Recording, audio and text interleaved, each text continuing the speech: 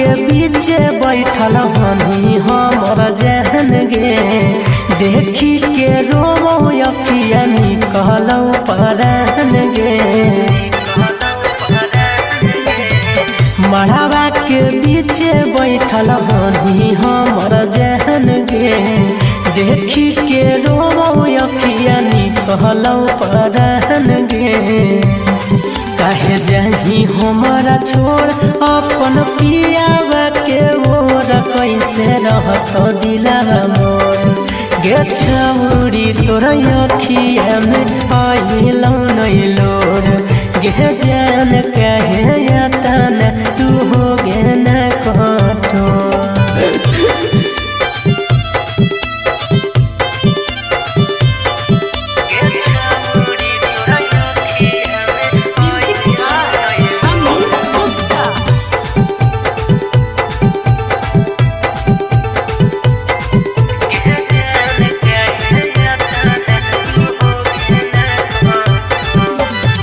दिलावा के बतिया हमारा दिलावे जानत गे छौरी, हमारा से ज्यादा तोरा के मनत गे छौरी।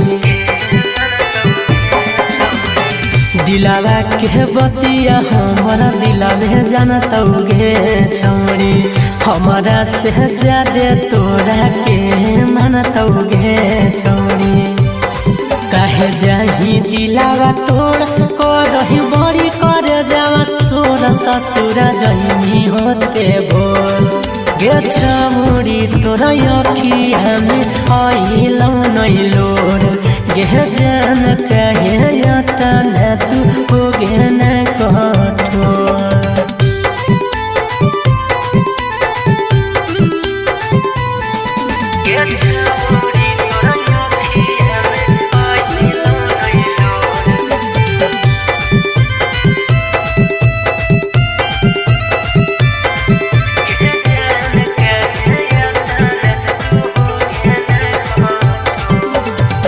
जोगे विदाई हो तो हो गेलौ सबेर छौरी, शीशा के जैसन दिलवा टूट के होतै ढेर छौरी।